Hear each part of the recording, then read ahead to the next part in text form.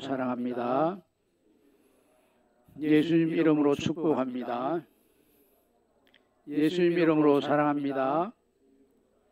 예수님 이름으로 축복합니다. 예. 우리 교회가 이제 문을 항상 열어둡니다. 그런데 별로 사람들의 출입이 없는 것 같은데 보이지 않게 여기 나와서 은혜 받는 분들이 있습니다. 근데 이제 교회 문을 열어두니까 자기 언니가 교회를 안 다니는데 집에서 전도하는 것보다 교회 와가지고 같이 기도하면서 전도를 하니까 전도가 더 잘 되더라는 겁니다. 그래서 다른 데 교회는 가기 좀 힘들고 여기 교회 와서 계속 시간 되면 딱 언니와 같이 기도하고 말씀 상고하고 그러면서 계속 지냈더니 언니에게 믿음이 조금 생겼습니다. 그러다가 희년대학에 있어가지고 희년대학에 같이 갑시다 이랬더니 그 언니가 우리 교회 성도들과 같이 이제 희년대학에 참석했습니다. 희년대학에 참석한 그날 비가 많이 와가지고 참 구경도 제대로 못하고 여러 가지 어려움만 많이 겪었는데 이분이 차 안에서 자기 속에 있는 덩어리를 싹 다 풀어가지고 와 제가 평생 살면서 가장 기쁜 여행을 했다 이렇게 하시더라고요. 이분은 이제 1980년도 강주에서 민주화 운동이 있는 그때 많은 사람이 죽었습니다. 그리고 그것 때문에 여러 사람들이 이제 보상을 받고 이런 일이 있었습니다. 근데 이분은 남편은 그때 총에 맞아 죽었는데 아무도 뒤에서 조사를 안 해주고 뒷바라지를 안 해주니까 아무 보상도 못 받고 자기 혼자 정말 평생 동안 고생을 했대. 그 엉어리가 속에 꽉 차 있었는데 이제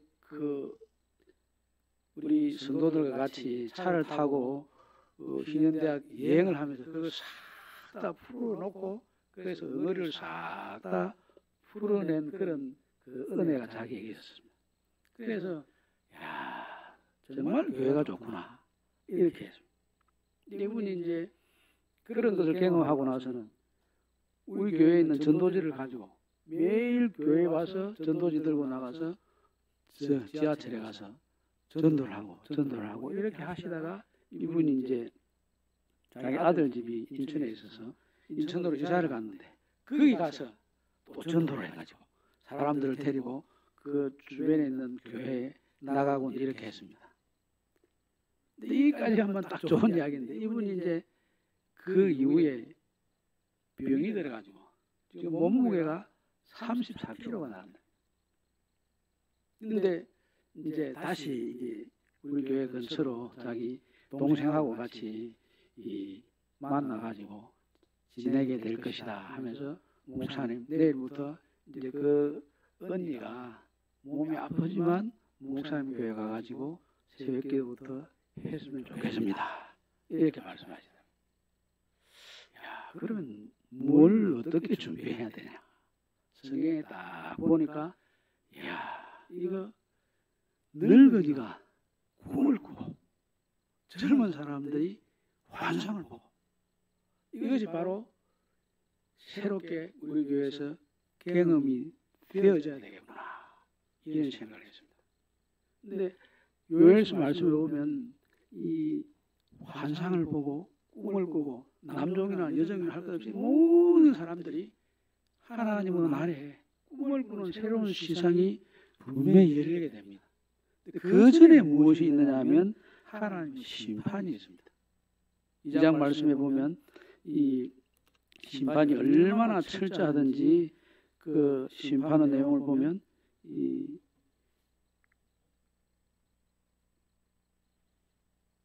그 팥종이가 지나간 자리에 다시 메뚜기가 파먹고 메뚜기가 파먹은 자리에 또 다른 것이 와서 파먹고 이렇게 해서 4번이나 그 메뚜기 같은 것이 지나가고 파먹고 지나고 파먹고 이래서 집에 먹을 것이 아무것도 없는 상태로 되어버리는 상황이 나타납니다.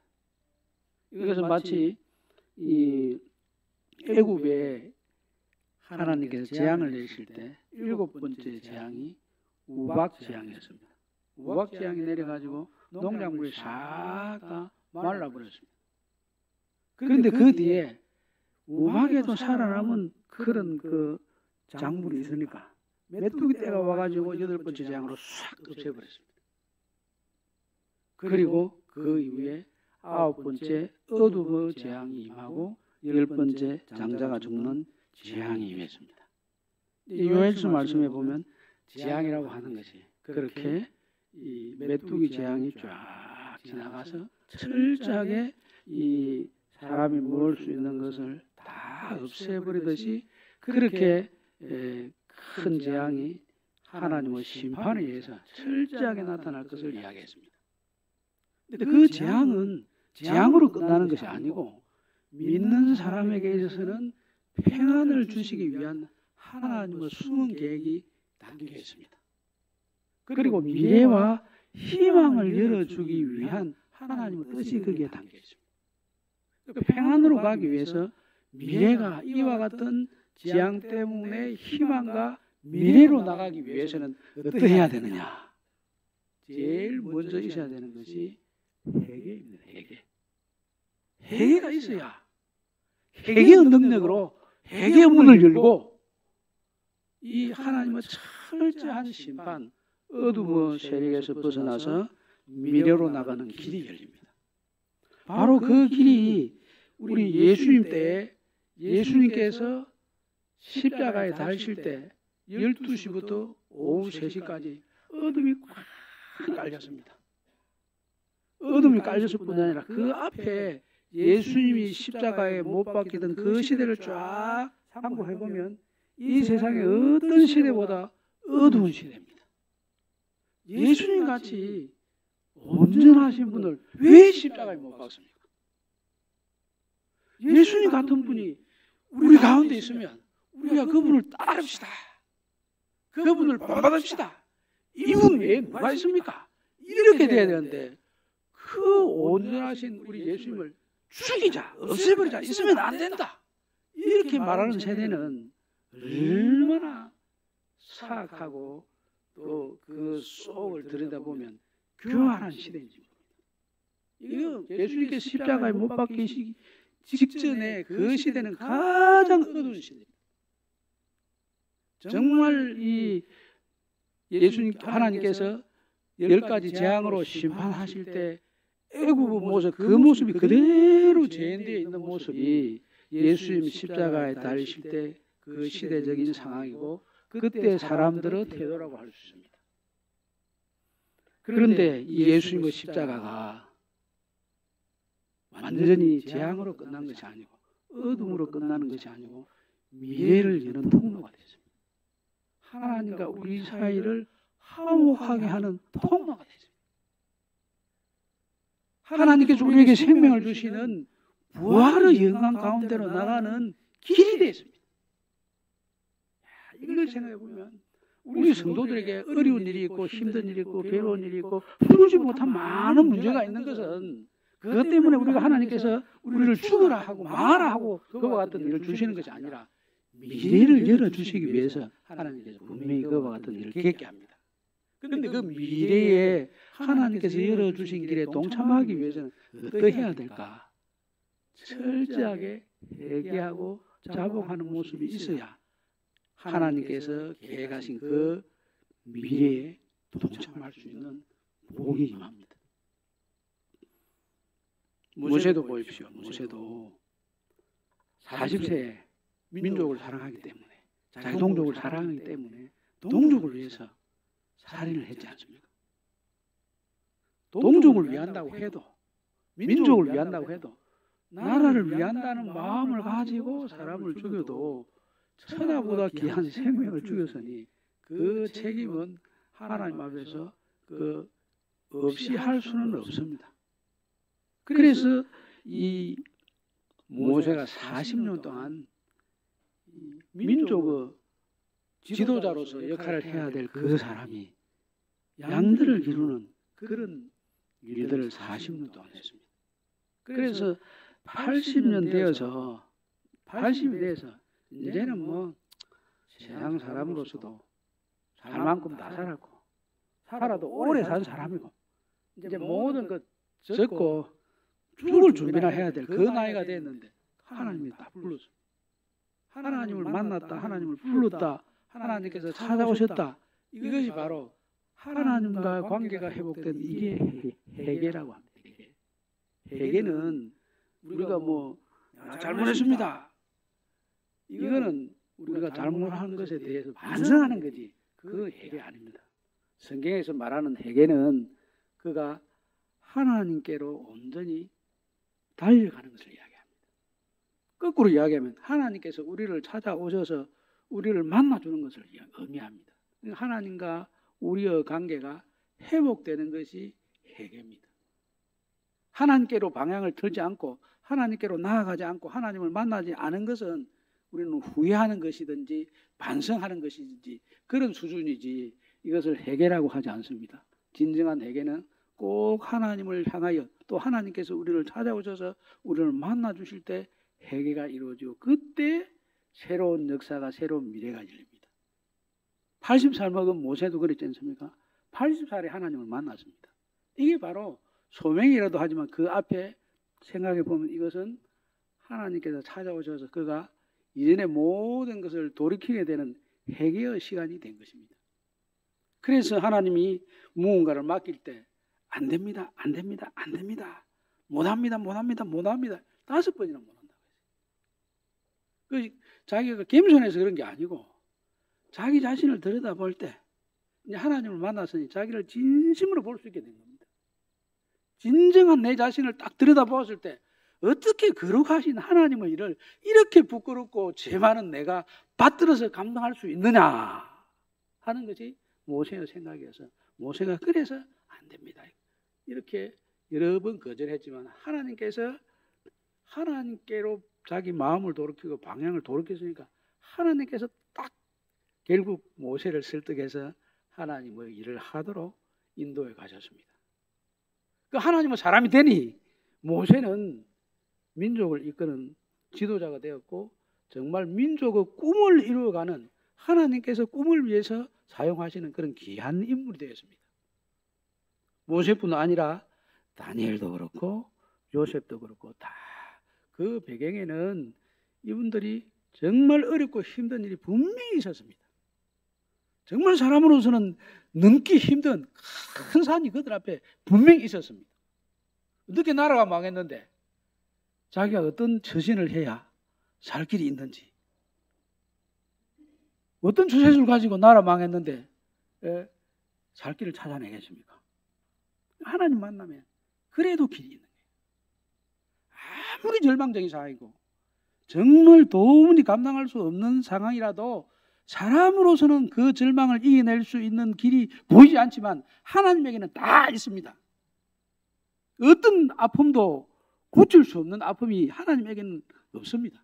다 고칠 수 있습니다. 어떤 절망도 희망으로 바꿀 수 있는 모든 것이 하나님에게는 분명히 있습니다. 그걸 주시려고 하나님께서 사람들이 넘지 못하는 하나님만이 넘을 수 있는 이런 일들을 때로는 주시기도 합니다.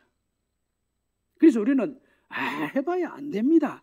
그거 사람은 그렇게 말할 수 있지만 하나님을 믿는다면 하나님이 정말 우리 가운데 계시고 하나님이 살아계셔서 우리와 함께 하시는 것을 확신한다면 우리는 못하지만 하나님 하실 수 있습니다 하고 믿고 하나님께 다 맡기고 나가면 하나님께서 그 길을 우리에게 틀림없이 인도해 주십니다. 그것을 약속한 것이 오늘 주신 이 말씀들입니다. 남종이나 여종이나 모든 사람이 다 꿈을 꾼다. 이런 세상이 어디 있습니까? 사기꾼들은 이런 말을 합니다. 뭐 물건 팔아먹으려고 온갖 이야기하는 것 중에 참 이거를 쓰고 무슨 다단계에 하게 들어오게 되면 당신은 꿈을 이룹니다. 소망을 이룹니다. 막 이렇게 이야기합니다만은 그 여러 가지 좀 생각해 볼 게 많습니다. 공산당들은 이야기합니다. 우리가 뭐 적당히 일하고 쓰고 싶은 대로 다 쓰자. 이게 공산당들은 꿈꾸는 이상적인 세계 아닙니까? 그런데 그게 실제로 말대로 이루어지는 데는 한 군데도 없습니다. 뭐 이상적인 세상을 꿈꾸는 사람들이 옛날부터 많이 있었습니다. 그런데 그들이 꿈꾸던 세상이 그대로 이루어진 적은 한 번도 없습니다. 시도는 많이 했습니다. 부분적으로는 이루어졌습니다. 그런데 이루어지지 않습니다. 근데 여기 성경 말씀에 보면 종이 꿈을 꾼다. 종에게 꿈이 어디에 있습니까? 이 지금 성경이 기록하는 이 시대에는 종은 물건입니다. 물건. 사람이 물건을 사고 팔듯이 그렇게 돈으로 사람을 사고 팔고 하던 그때 노예들이 지금 여기 말하는 남종이나 여종, 이들에게는 꿈이 없습니다. 물건이 무슨 꿈이 있습니까? 상품이 무슨 꿈이 있습니까? 그런데 이분들에게 꿈이 생긴다는 겁니다. 이게 놀라운 일이죠, 이게.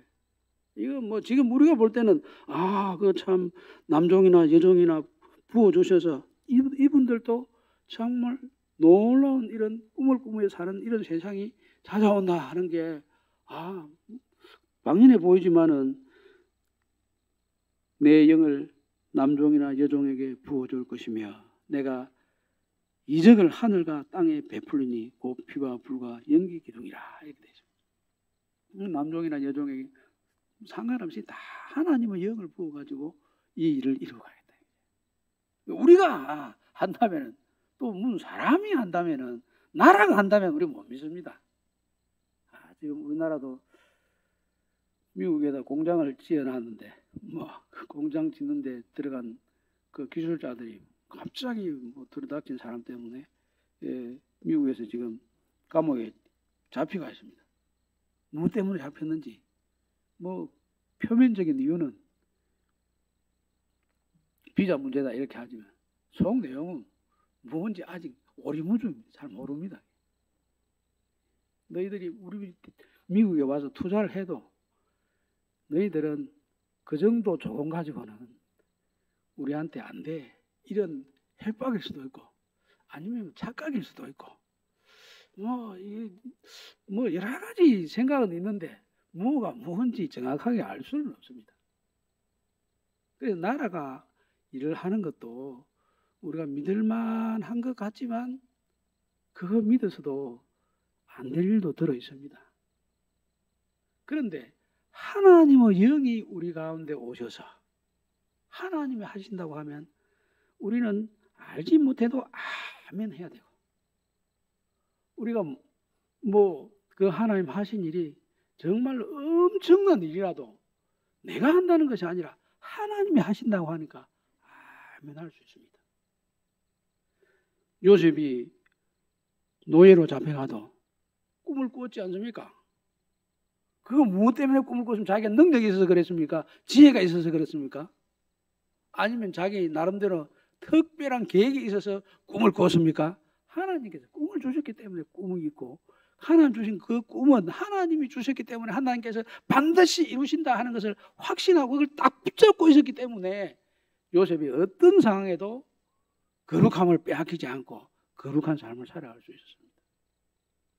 하나님은 우리 가운데 계셔서 하나님께서 약속하신 것을 딱 붙잡게 하면 우리는 꿈꾸는 사람이 됩니다. 그 하나님의 말씀 속에는 그 한마디 한마디 속에 전부 하나님의 비전이 다 담겨 있습니다. 하나님의 계획이 담겨 있고 하나님의 능력이 담겨 있고 하나님의 지혜가 담겨 있고 하나님의 온전하신 사랑이 그 말씀 한마디 한마디 속에 그의 성품과 인격과 함께 담겨 있습니다. 그렇기 때문에 우리 하나님의 말씀은 정말 어마어마한 것이고 하나님의 말씀을 깨닫게 하시는 것은 하나님의 영이 깨닫게 하고 그 영이 하나님의 말씀대로 이루어지도록 역사를 해 가십니다. 우리나라에 선교를 왔던 분들이 많이 있습니다만은 그 중에 이제 이 언더우드라는 분이 계십니다. 이분은 본래 이 인도에 선교하기 위해서 준비를 했습니다. 준비를 했는데 이 우리나라에 그 이수정이라고 하는 그 분이 일본에서 마가복음을 한글로 번역을 해가지고 지금 조선에 꼭 복음이 필요한데 전할 사람이 없습니다. 자원하실 수 있는 분은 보내달라고 미국에다 호소하는 편지를 보냈습니다. 그 편지를 이 언두드 박사가 보고 거기 화란계 교회에 속해 있는 선교부에 가서 나를 좀 보내주십시오 이렇게 했더니 그 화란 선교부에서는 조선은 위험한 나라가 되어서 가면 안 됩니다. 거절을 했습니다. 25살 먹는 청년인데. 근데 25살 먹는 청년이 거절을 하니까 아이고 뭐 위험한데 선교부에서 판단한 게 맞겠지.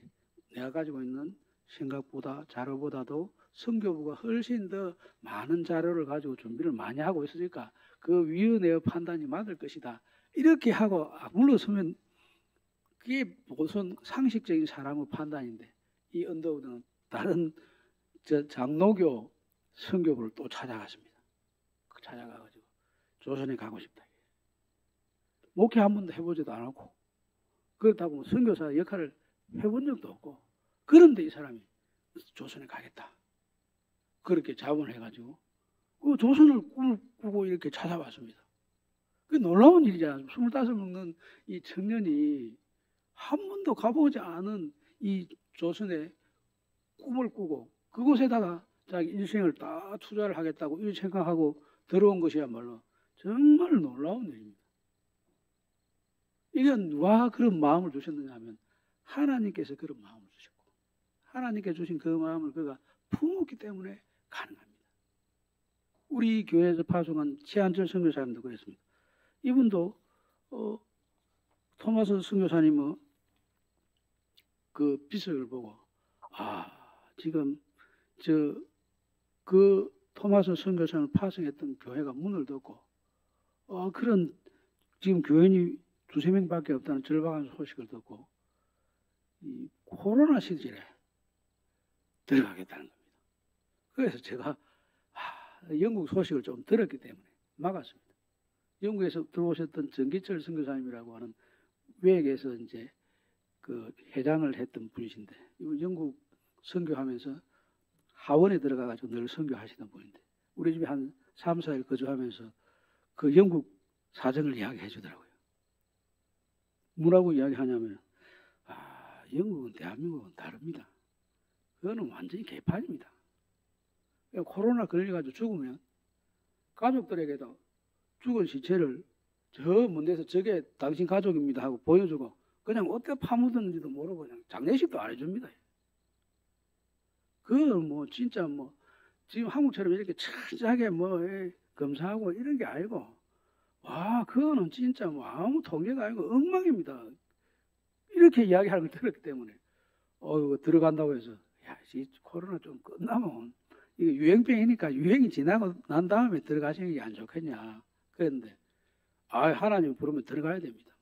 뭐 내가 코로나가 무서워가지고 안 들어간다면 이게 하나님 부르시면 하는 게 아닙니다. 하나님 가라고 하는데 가야지 됩니다. 이렇게 하고 그냥 비자를 어떻게 발급받았는지 발급받아 들어가시더라고요. 참 진짜 이분은 하나님께서 보내시는 분이시고 하나님은 사명 가운데 성실한 분이구나. 그래서 그분이 거기 가가지고 지금 선교 활동을 하고 있습니다. 그래서 그 모습을 보면서 이 토마스 선교사님이나 언더우드 선교사님이나 우리 태한절 선교사님이나 다 같은 맥락에 있구나. 이 사람들은 정말 꿈이 있는 사람들이구나.